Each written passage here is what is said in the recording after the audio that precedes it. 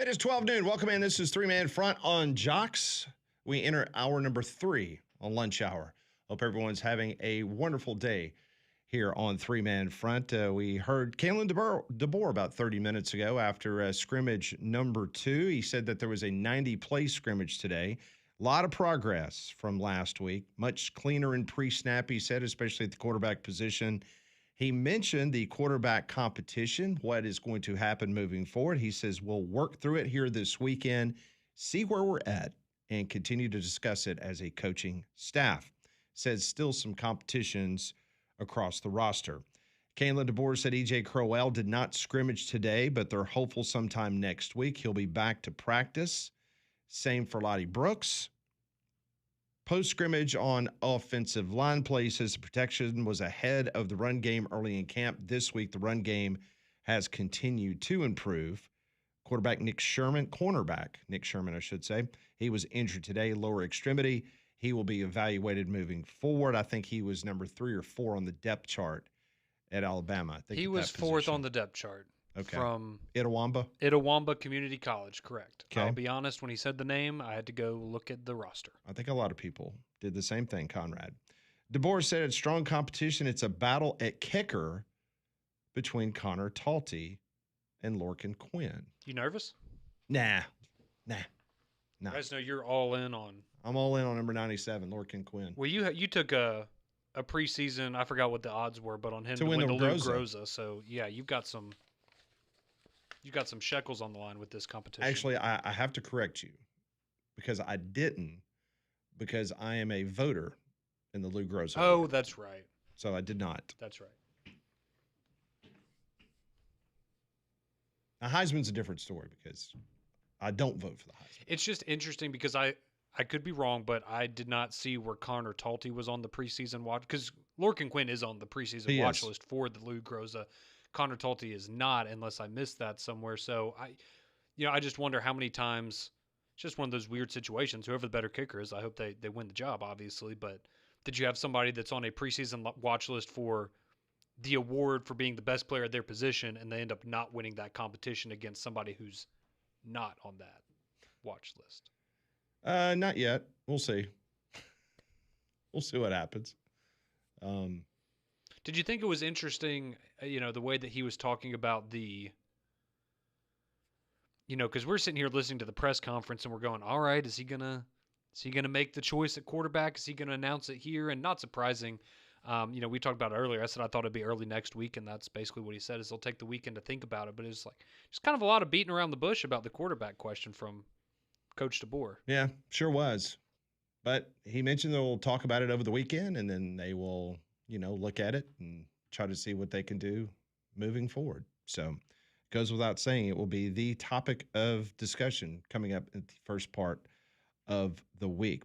Let me tell you about Abide Roofing, because I had a situation a couple of years ago. I look up at my kitchen, and I noticed that there was a spot on my ceiling. And I said, uh-oh, this is going to be problematic. So I called Travis Lloyd over to Abide Roofing. I said, Travis, can you please come over, take a look at my roof, because I think I got a problem. So I got on my roof, noticed that I had some shingles, a whole section of my roof. There was a problem. Got in my attic, realized that there was a leak coming into my attic, and then it was obviously going into my sheetrock on my ceiling. Not to worry.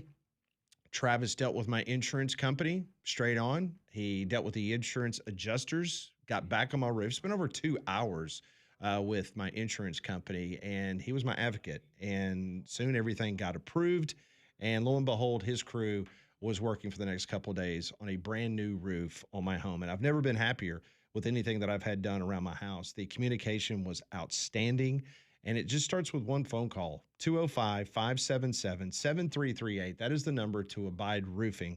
And Travis can get started, give you a free estimate. Just take a look at your roof, honest assessment. He's not going to try to upsell you on anything. All he's wanting to do is to make sure that you're happy. And if you're not, whether it's just a couple loose shingles or a complete roof replacement like I had to have, or you have a tree fall on your roof like Conrad had a couple weeks ago, then you know what? They can take care of that as well. The number to Abide is 205-577-7338, abideroof.com. That is the website, so check them out. You will be happy just like we have been since we had the work done by Abide Roofing. Yeah, so some of the other things that we need to get you caught up on if you're just now joining the show, we talked a lot about Kalen DeBoer as Alabama wrapped up their second scrimmage. Things looking good on the offensive side of the ball.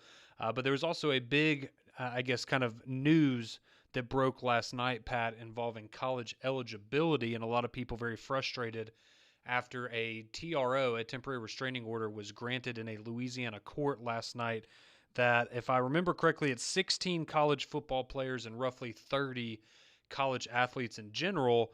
And this ties into the fifth year of eligibility ruling that we got in that Colorado court a few weeks ago. But now, Pat, it looks like there are a number of players that are on current NFL rosters who could have the opportunity to come back for another year of college. One of the notable names on there, you had Jack Plyburn, a linebacker defensive end from LSU last year. He's now on the Tampa Bay Buccaneers, and he was playing in the preseason. What was this, 5 days ago now, 6 days ago, had 2 sacks in a preseason game for the Tampa Bay Buccaneers. He's now part of this ruling and potentially going to come back to college. Yeah, it's crazy. We just continue to get these crazy stories in college football, and that was one that obviously last night everyone started getting concerned about it. And as he mentioned, Jack Plyburn and the rest of the guys, they had filed that, and so they got the temporary restraining order. So those guys will be looking at the opportunity of a 5th year of eligibility in college football. So it just goes without saying. It's just very odd in which these guys now you got 3 players from Ole Miss. So what are they going to do? I mean, you got a defensive lineman, you got a safety, you got a tight end who, by the way, the tight end was second team All SEC last year. I think you'd take him back. Absolutely. If you're Pete Golding, yeah. Absolutely. Based on the questions that some people would have at the wide receiver position, you would bring him back with open arms, no doubt about it. So we will see what happens. A reminder that SEC interconference rules currently remain in place and state that athletes can transfer inside the conference within their sport's regular NCAA transfer window immediately following the sports championship segment. So, in other words, those 3 Ole Miss players that I just mentioned, they can come back and play for Ole Miss, but they cannot transfer within the SEC. Until they get an injunction that would allow them to do that. Correct. Because just go to court and get another injunction. Yeah, so, and I'm sorry to put you on the spot because I'm trying to find the exact story that I saw yesterday, but I thought I saw something too about, I don't know if it was part of that TRO ruling, or another, completely separate ruling where they were opening the transfer portal for a week. Mm-hmm. And that would apply to general college football, essentially, to anybody that wanted to, or is this just involving the 5th year eligibility? Because that was part of the Colorado ruling, right? Was you could come back for a 5th year if you hadn't signed a pro contract. Well, that's now out the window. But you had to go back. I believe it was just for school. These 5th year. Okay. Yes. It was not a no. Hey, surprise everybody. Not all of a sudden I'm in fall camp and I didn't make first team and now I'm going in the transfer portal. Okay. No. I didn't think so. But you know what? It wouldn't be crazy to say that they would have let that happen based on what you're seeing. So everything's in shambles. Yeah. Auburn's off today. They scrimmaged yesterday, had the day off today. They will be back at it tomorrow. Will be practice number 14 for the Auburn Tigers. High school football officially gets underway tonight. And so we'll see exactly what takes place from there. When we come back on Three Man Front, we will continue on the Thursday edition. Brett Norsworthy will join us at the bottom of the hour. This is Jocks on Three Man Front.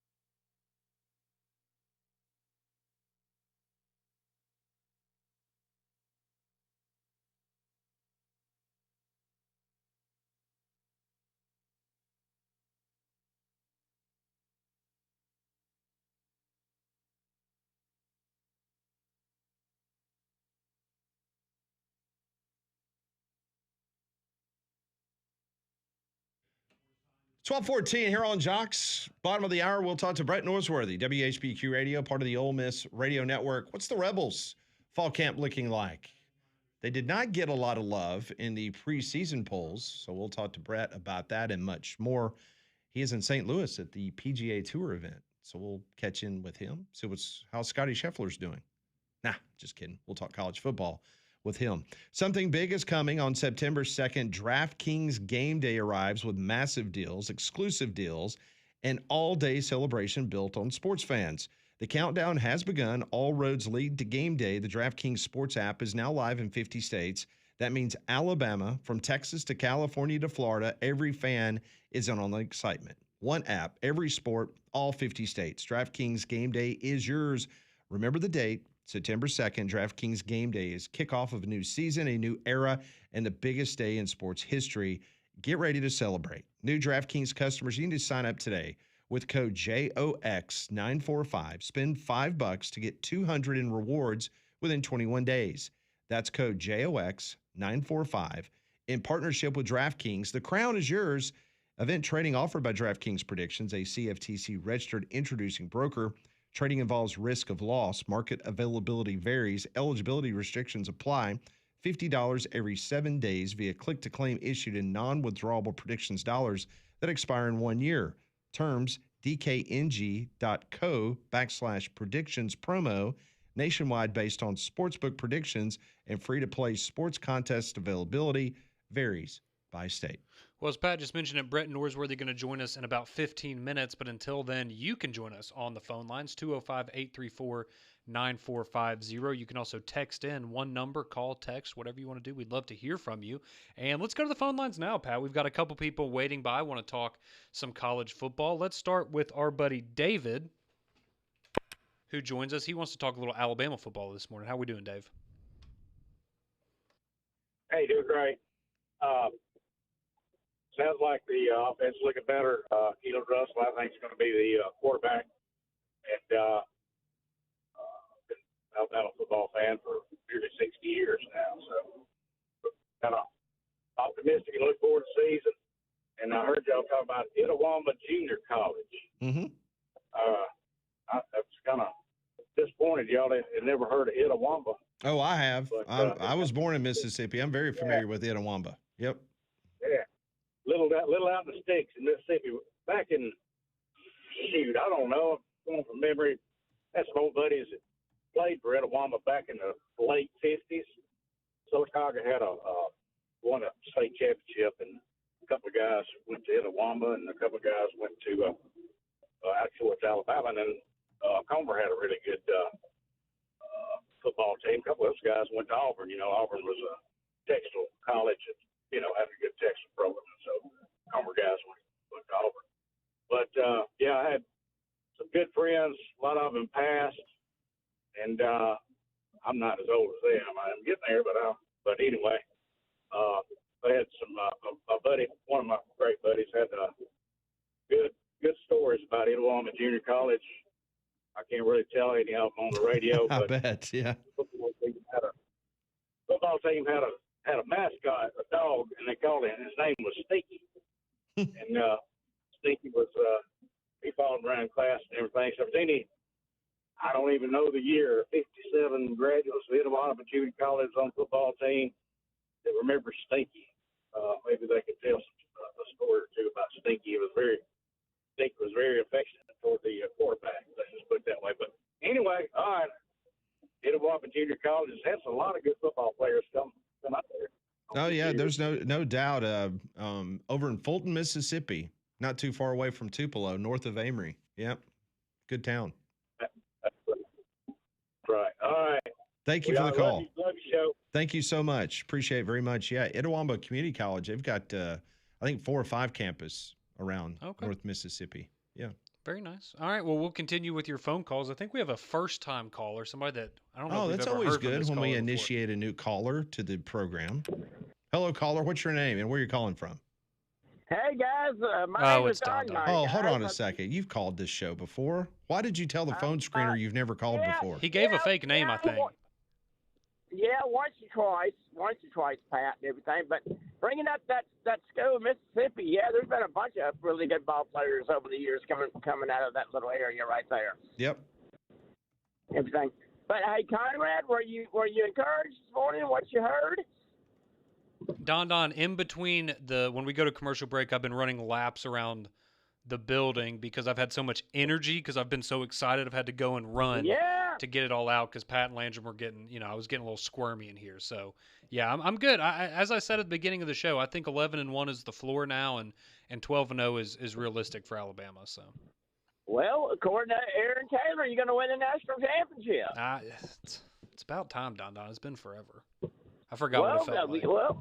Well, yeah, but hey, it hasn't been as bad for you as it has been for me over the last 5 years. Okay, so pretty comparable. 0 championships between us, so it's about the same for us, But I mean, that's Conrad. That's the way I feel about the news I'm getting about Byron Brown and my receivers at Auburn. I really think that Keshawn Singleton is going to be the breakout guy in the SEC this year at wide receiver. I just think that kid's really, really good. He had I don't know what you guys think. Everything. Am I wrong on that? Am I getting a little bit too excited about that? I've heard a lot of good things about Singleton. I know yesterday he had a really nice day as well. I mean, the receivers as a whole, Don, sounds like between him and Nimrod, and then whether you got Neptune or Spencer out there in the slot, like you've got a pretty healthy rotation. I'll put it like this: when you have a guy like Bryce Kane, who was part of the Freeze 4 or 5 a couple years ago, and they're moving him to cornerback because he's just kind of getting buried on the depth chart, I'd say that's a pretty good sign that you've got a healthy wide receiver core.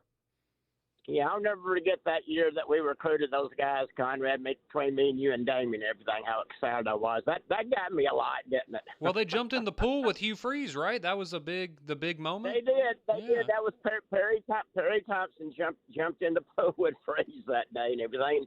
And speaking about high school recruiting, and I know Landrum's on his way down there. Guys, if you want to see some future prospects play in this game, the game tonight at 7, I believe it's on PBS. Isn't that right, Pat? Yes, it's right after Masterpiece Theater.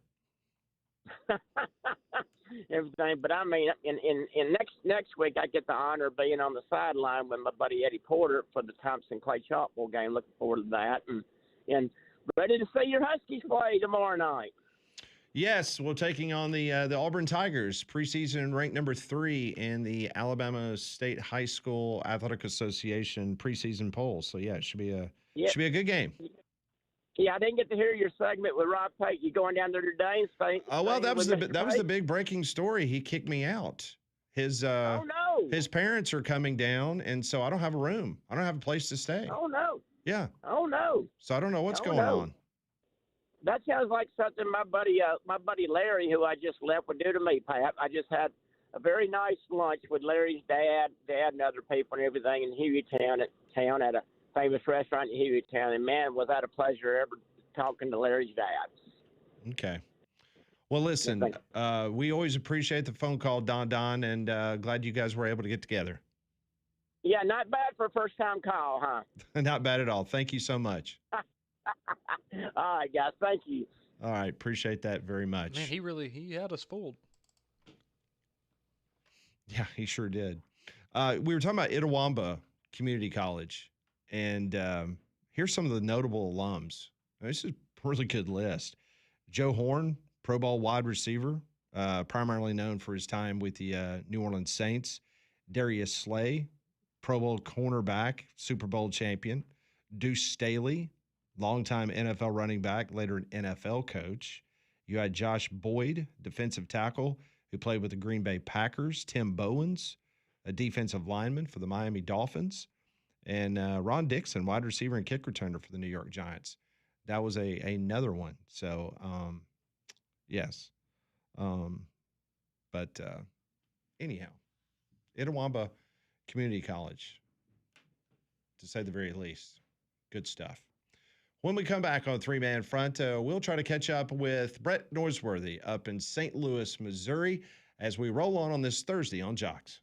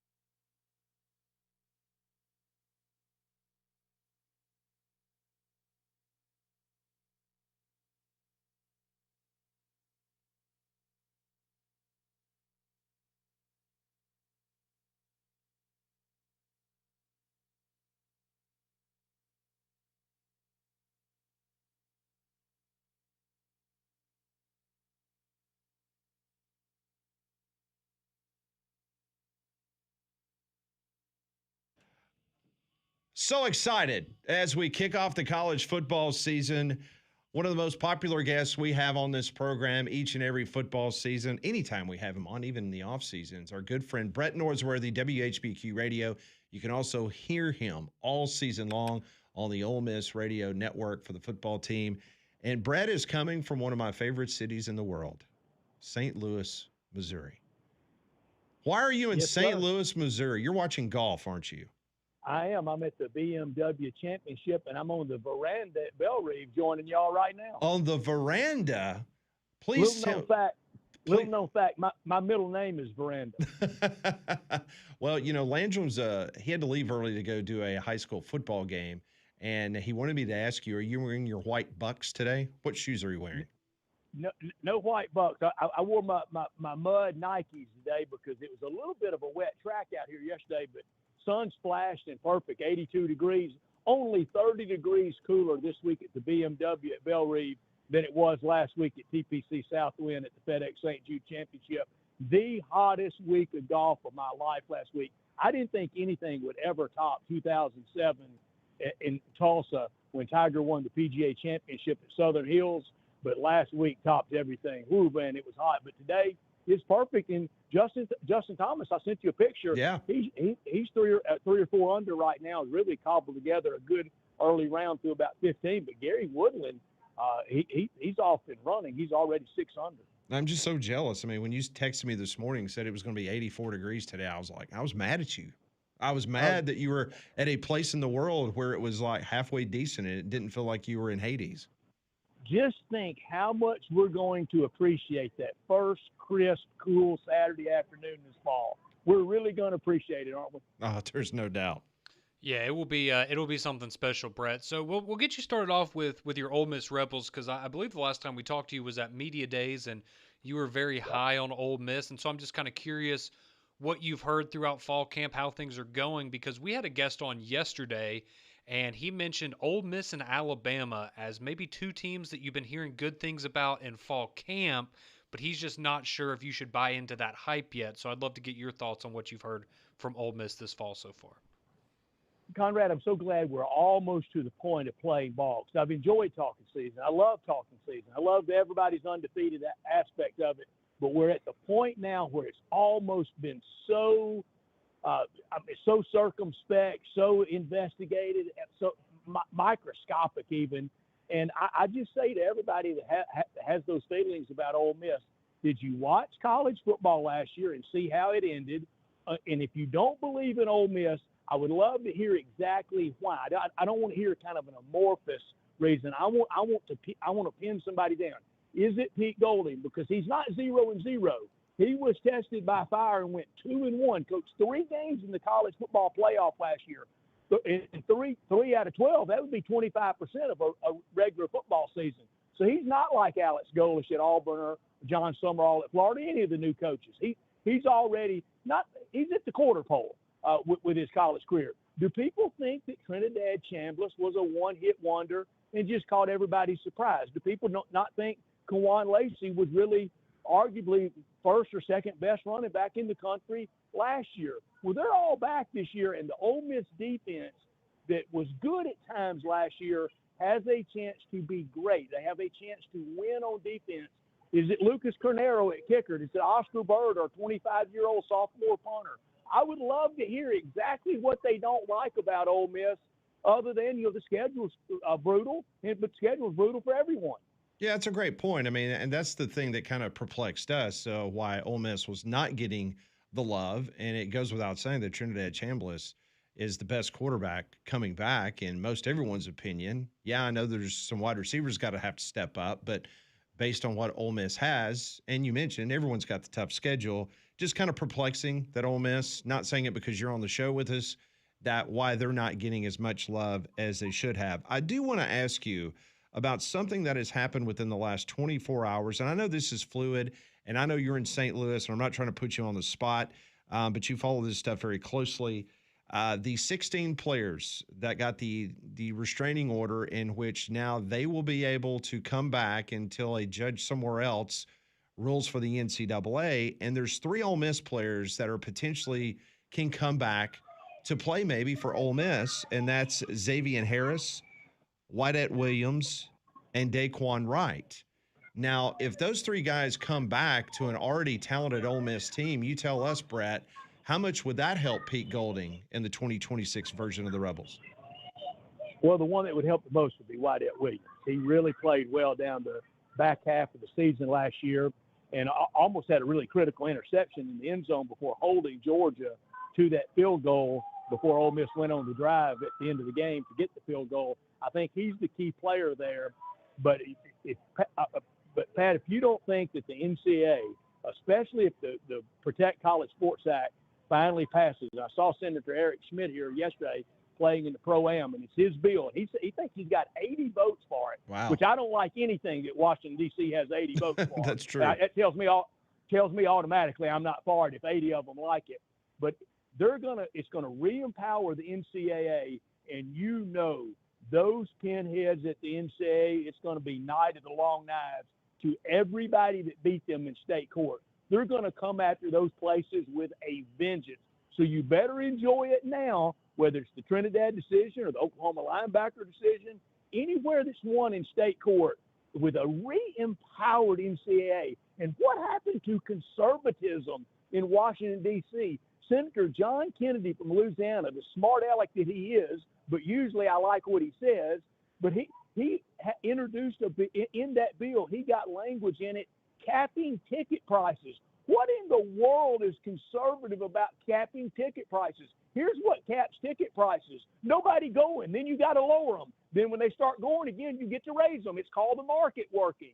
I can't believe a putative conservative wants to cap ticket prices and to mandate when the season ends. What other sport do you have that Congress, the United States Senate, telling you when your season can end? If college football wants to play to Easter, it's its business, not the U.S. Senate's.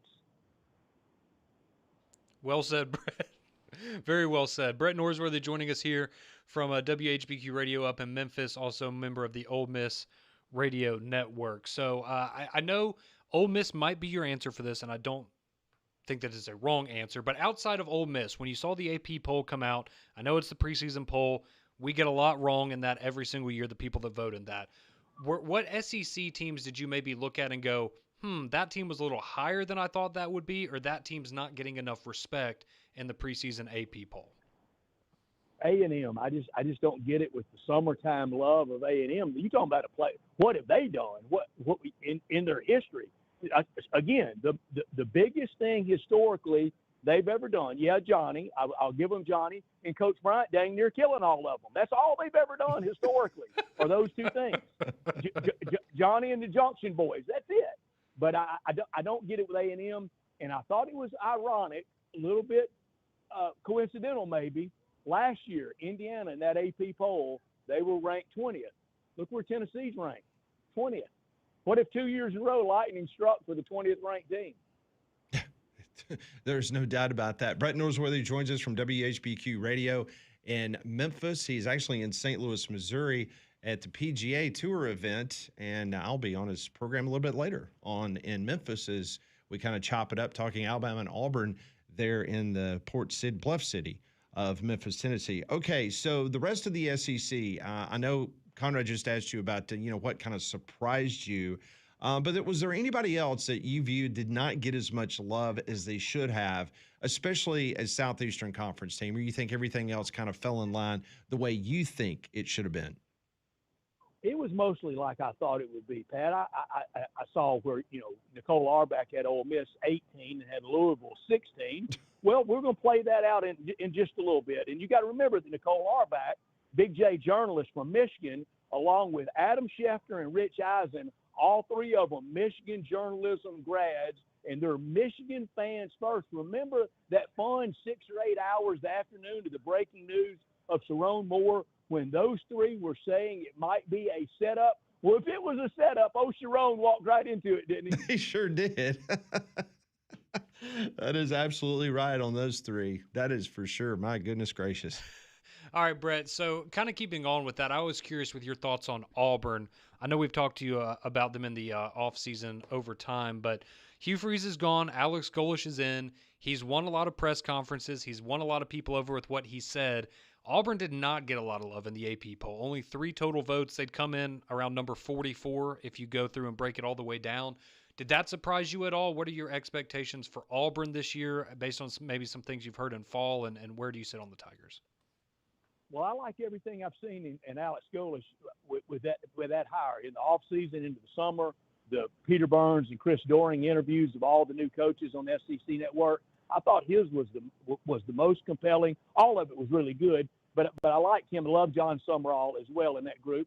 But I think everything is centered around the quarterback to transfer from South Florida, and can he hold up to the rigors of the SEC as we get into November play, and he's taking all those hits, because he is a prolific runner. I mean, big-time runner, but can he stay healthy, and can he win from the pocket in the SEC? And Auburn, like Ole Miss and like Alabama, and especially LSU, that's the only 4 SEC teams that are having cupcake opening weekends. You know, the commissioner was really proud of himself down in Destin about no more cupcake weekends. Looks like we moved it to opening weekend to me. There's no question about that. From a national perspective, Georgia and Texas, top 5 teams.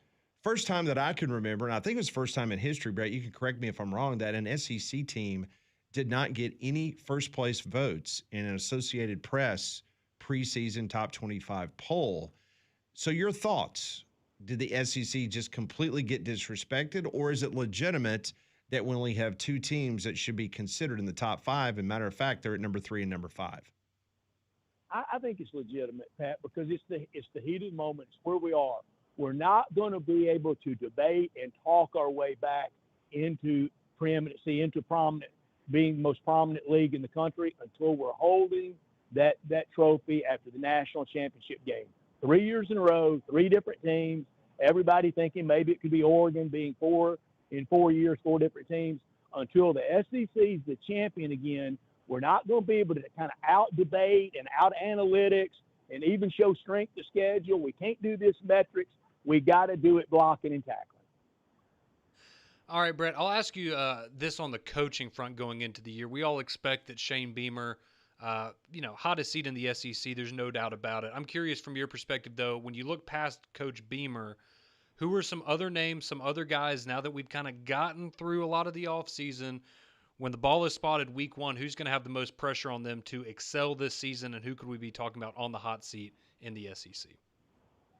Conrad, I'm not ducking you. I just don't think we have the hot seats like we did a year ago. But Shane Beamer is certainly the biggest. And can you believe we're getting ready to do this? Well, I'm not, because I didn't do it last year.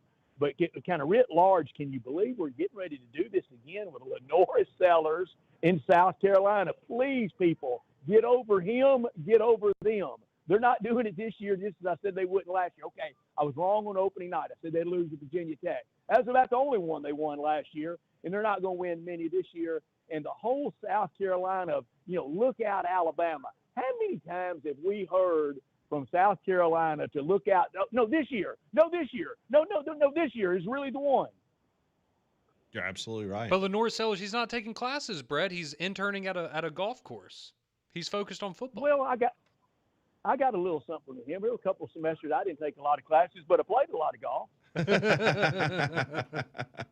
It's a shame that the Cardinals are in Philadelphia this weekend. Why couldn't you have knocked out 2 birds with 1 stone?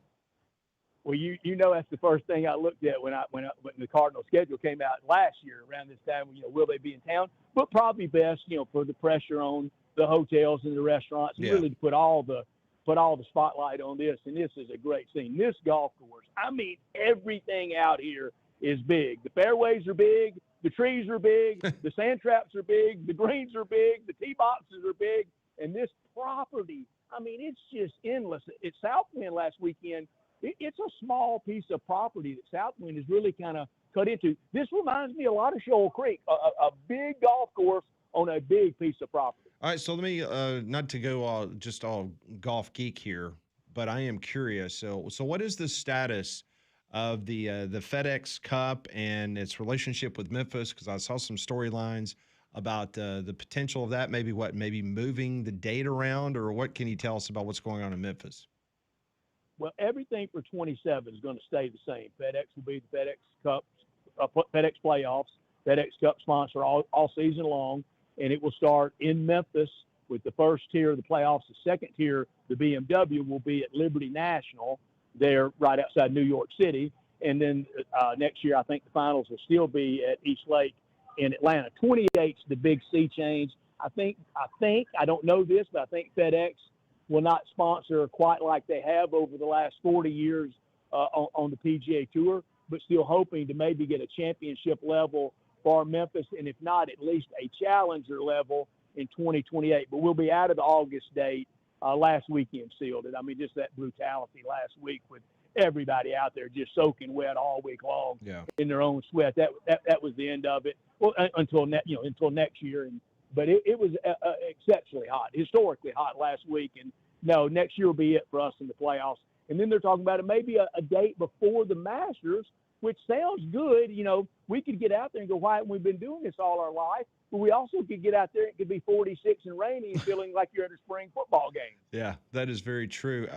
This is the last question. Back to football quickly, because we have had this week a couple things come up from a sponsorship standpoint on jerseys. Tennessee men's and women's basketball, they got a sponsor. No word on their football team. I'm just curious, has there been any talk whatsoever of Ole Miss adding any type of sponsorship patch for this upcoming football season? I don't know about a patch, but they were part of the team with the insurance company to be on the field. But you know, all of that is in play. We're going to get to a day. Well, it will be very NASCAR-esque, and that was smart for NASCAR years and years and years ago. I don't know if the jerseys will be quite like that, but everything else is up for grabs. Heck, if you could get the right sponsor, you'd get the bottoms of the shoes sponsored. That is absolutely right. Well, Brett, look forward to catching up with you again this afternoon on your show. As always, man, we just are tickled to death to be able to say that you are back for another season with us every Thursday on the program at 12:30. Enjoy your time in STL land, and we'll talk again very soon. Away we go, and I swear I waited all summer for us to get to this day. So glad to be with y'all. Thank you, Brett. Us too, Brett. Take care. That is Brett Norsworthy, WHBQ Radio in Memphis, coming to us live from the BMW Championship Golf Tournament there in St. Louis, Missouri. We had a little bit of a schedule change. We are going to talk to Heather Dinich coming up at the top of the hour, college football playoff expert for ESPN, college football reporter. She will join us at the top of the hour. This is Three Man Front on Jocks.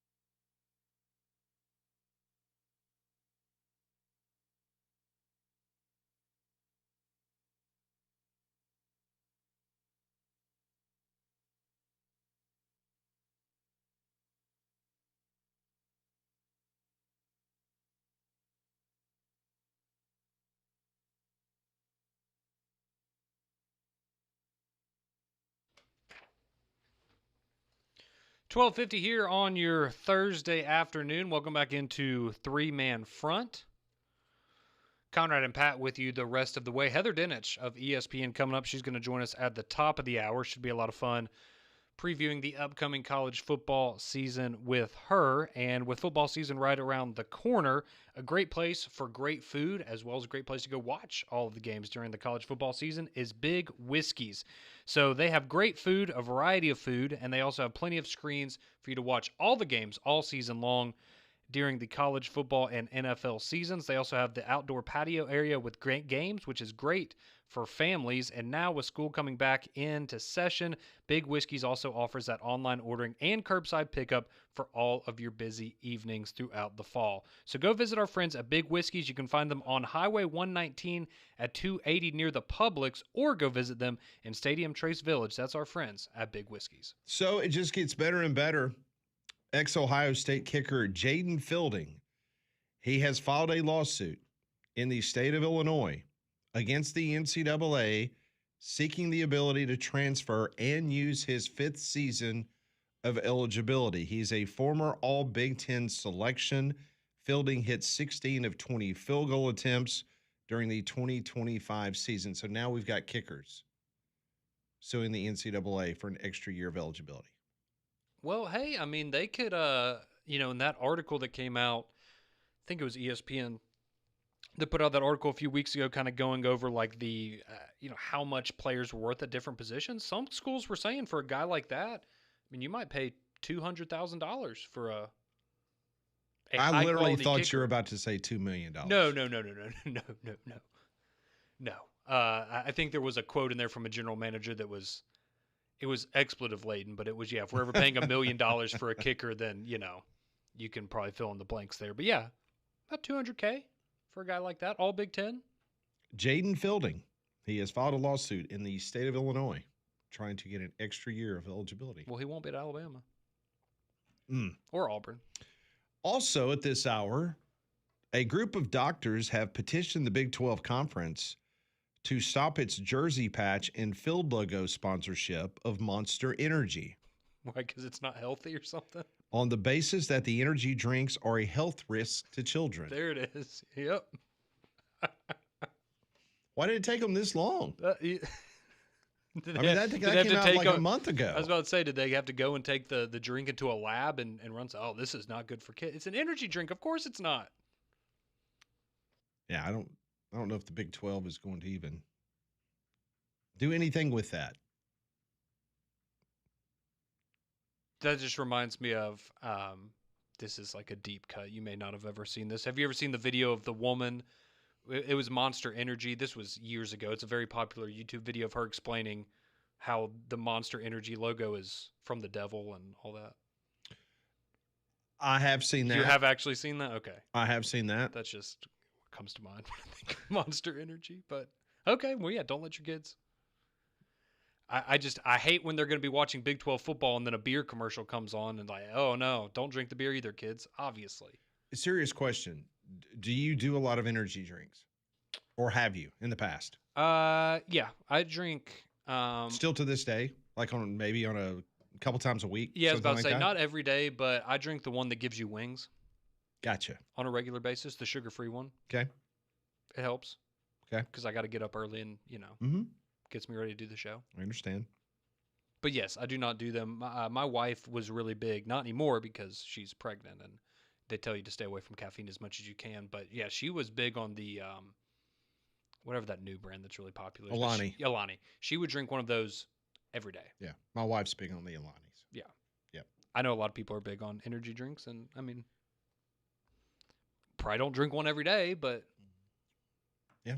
And yeah, if you're a kid, you probably don't need to give your kid a bunch of soda either. Like there's a lot of things. Or just candy. Yeah, there's a lot of things that aren't good for you.